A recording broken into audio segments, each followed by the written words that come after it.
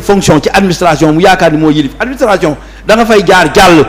ñu bare ay paa yu bare fii mu ne dañu retraité ci administration boo ñëwee dañ lay attiré ci waxtaan di la wax yu bare mais ba ñu fa nekkee dañu amoon beneen attitude.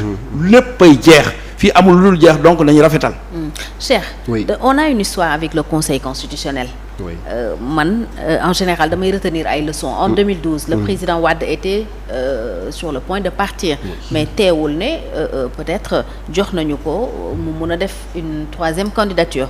loolu bu ñu ko convoqué est-ce que xel mënul ñaaw aussi ci Conseil constitutionnel. wala la composition aussi a un peu changé. ni ñu gisee justice ni mu doxee depuis 2019 xel mën na tey à tout point de vue. Parce que tey justice sénégalaise quand même c'est une justice malade. Je dis pas que ce sont les acteurs qui le disent. Oui, donc on a vu des acteurs le dire, on les a envoyés à Tambacounda donc pour ñu dem yeggali seen liggéey foofu. Donc ça veut dire c'est une chose qu'il faut pas dire forcément, mais la réalité est là, c'est dur, mais c'est ainsi. Conseil constitutionnel tamit en 2012 bu ñu apprécier un tout petit peu ce qui s'est passé avec le président Abdoulaye Wade. Mooy le président Abdoulaye Wade il était candidat à l'élection présidentielle. Donc amoon nañu yaakaar avec l'arsenal qu'il avait, n'est-ce pas, si wàllub xaalis si wàllub organisation 2 millions d'électeurs, il était en mesure peut-être de ne pas remporter les élections mais d'aller au moins au second tour, et au second tour tout était possible. Mais avec le président Macky Sall c'est une autre paire de manches. Notre contexte. Voilà, le contexte a changé. Le président Macky Sall, quoi qu'il en soit, au soir du 25 février ou bien au 2 avril au plus tard, il sera plus le président de la République du Sénégal. Donc le président Macky Sall, tous les engagements, toutes les assurances qu'il aura à donner ne seront valables que pendant cette période-là jusqu'au 2 avril. Parce qu'après le 2 avril, il n'est plus signataire. Les destinées des Sénégalais du moom moo koy gérer, donc dootul mënati couvrir, dootul mënati rassurer kenn ku nga xamante ni bokk na ci appareil justice bi wala ci politique wala feneen. Donc déjà je pense que le contexte est différent. te man loolu moo tax ma yaakaar ne ñoom ñu am sikki sàkk que peut-être commande politique bi ñu am au niveau du Conseil constitutionnel risque de ne pas passer comme lettre à la poste. Et si ça ne passe pas, donc loxo dina dar gémmiñ dans leur camp, parce que seen camp ñu ngi traîner ay casseroles. Je dis pas forcément le président Macky Sall, j'en sais rien, mais je sais qu'il y a eu quand même des scandales, qu'il y a eu des comment dirais-je, des rapports qui ont mis en exergue, n'est-ce pas, certaines malversations. Donc yoo xamante ni ku fi toog di nga ko saytu di nga ko xool, parce que tu le dois aux Sénégalais, tu le dois pas, c'est pas une question de vengeance, mais à un moment donné il faudra quand même rendre compte, parce que mënuñu la jox suñu dernier public nga gérer ba mu neex la. Aujourd'hui, comme j'ai l'habitude de le dire, l'affaire de Prodac, les 29 milliards, c'est vrai, c'est pas vrai.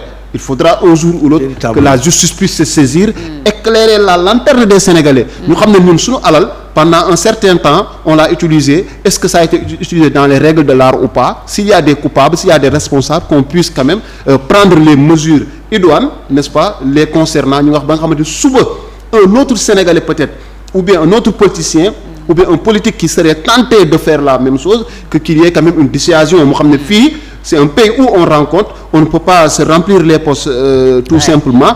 Dans le cadre aussi de la force Covid-19, avec nos 1000 milliards, n'est-ce pas, qu'on a à mobiliser pour faire face à cette pandémie qui a été meurtrière au Sénégal. Donc des gens ont perdu la vie. Il y a même des gens qu'on nous dit qui ont perdu la vie à cause de la Covid, mais qui n'ont pas été recensés comme étant, n'est-ce pas, des gens qui étaient malades de cela. Donc gis nañ fi loolu, mais au-delà gis nañ fi aussi li nga xamante ni une paralysie de notre économie. Donc toog nañ fi un moment bi nga xamante ni l'économie sénégalaise était quand même à terre.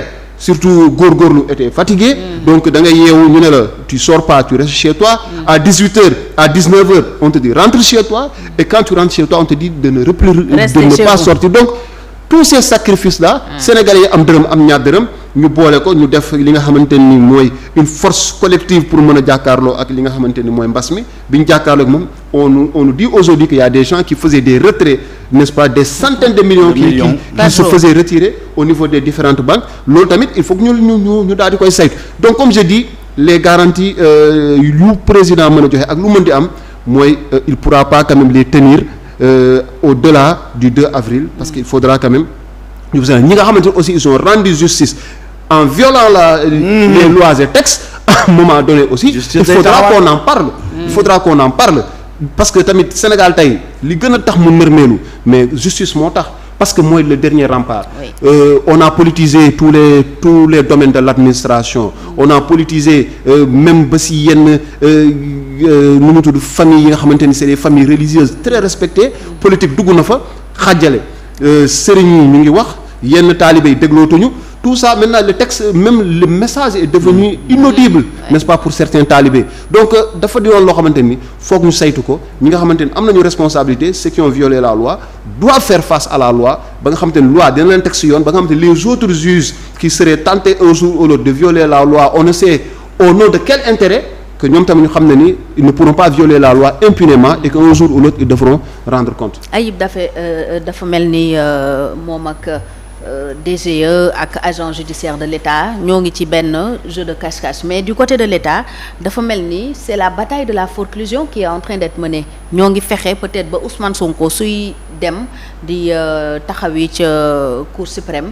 fekk na ñële pare nañu loolu est-ce que am ngeen ci solution wala ba tey lépp da ngeen ko wekk ci conseil constitutionnel yéen tam ni ngeen def wóorul de ni ñële ragalee Cheikh conseil constitutionnel bay moytu ñoom tam waroon nañ ci bàyyi xel parce que quand même on a une histoire comme ni ma ko waxee ak conseil constitutionnel kenn mënul xam fan la ñuy génn. Je crois que il a fait une très bonne analyse par rapport au contexte et à l'environnement. Quel était le contexte de 2012?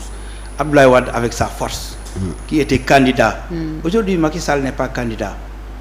Il a un candidat qui n'est pas aimé par son propre camp.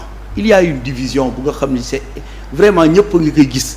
ba pare les gens ne le connaissent pas dafay toog sax ñu naan boo demee nga ni Amadou Ba. Le président est en train de s'énerver à chaque instant. Mais comment peut-on dans ce contexte-là avoir peur d'être affecté ou d'être sanctionné